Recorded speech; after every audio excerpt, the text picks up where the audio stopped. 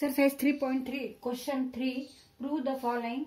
9th example. Sin 3x divided by cos x plus cos 3x divided by sin x equal to 2 cot 2x. इथे आपल्याला prove करायचं आहे LHS side equal to RHS. मग आपण LHS side ही solve करू and it is equal to RHS हे इथे प्रूव्ह करू. LHS साइडला टर्म्स ह्या साइन मध्ये आहे. साइन कॉस कॉस साइन असं आहे आणि RHS साइडला जी टर्म आहे ती कॉट मध्ये आहे आणि इथे अँगल वेगळे वेगळे आहेत. इथे 3x अँगल आहे, इथे 3x आहे, इथे x अँगल आहे, इथे x अँगल आहे आणि इथे 2x अँगल आहे. LHS side LHS left hand side equal to sine 3x divided by cos x plus cos 3x upon sine x. तर इथे ऍडिशन करून घ्यायचे, cross multiplication and then add. Sine 3x into sine x, sine 3x into sine x. तर प्लसचं चिन्ह आहे इथे म्हणून आपण इथे प्लस देऊ. cos x into cos 3x, cos 3x into cos x divided by cos x into sine x, cos x into sin x. Now we know that formula, that is compound angles चा जो formula आहे trigonometric function cosine function काढण्याचा, तिथे difference आहे दोन angle मध्ये डिफरन्सचा आपण हा फॉर्म्युला आहे. a मायनस बी, इथे a अँगल एक आहे दुसरा b आहे. तो cos a minus b equal to cos a cos b plus sin a sin b हा फॉर्म्युला समजायचा आहे.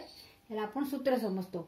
आता इथे बघा साइन 3x आणि sine x plus cos 3x cos x, cos 3x into cos x plus sine 3x into sine x.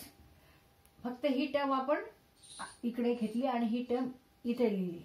मग इथे दोन अँगल्स आहेत 3x आणि x आणि ह्याच फॉर्म्युला सारखं हे आहे. म्हणजे इथे काय येणार आहे cos a minus b. Here a is 3x and b is x.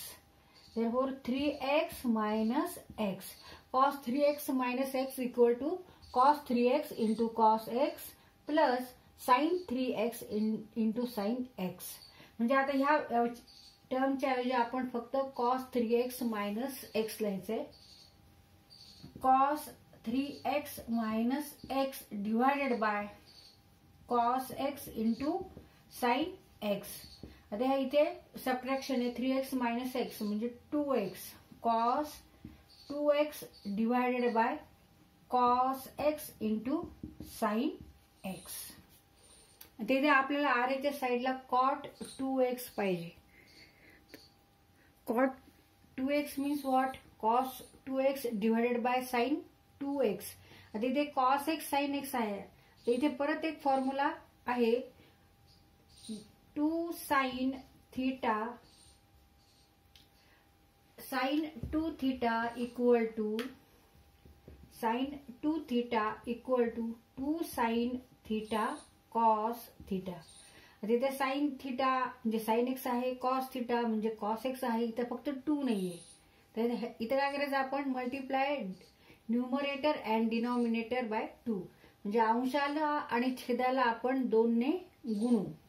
मग त्यामुळे इथे 2 येईल आणि मग 2 cos x sin x equal to sin 2x होईल आणि हे cos x 2x इथं आहे रिमेनिंग आणि 2 ने आपण न्यूमरेटरला पण मल्टिप्लाय करतो म्हणजे 2 cot 2x हे आन्सर येणार. Multiply numerator 2 into cos 2x 2 into cos x into sin x.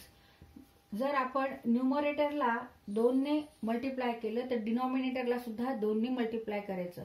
अंशाला जर 2 ने गुणलं तर छेदाला सुद्धा 2 ने गुणावं लागतं. Means 2 divided by 2 equal to काय येणार आहे 1. त्याच्यामुळे आपल्याला असं मल्टिप्लाय करावं लागतं. अंशाला जर मल्टिप्लाय केलं तर छेदाला सुद्धा मल्टिप्लाय करावं लागतं.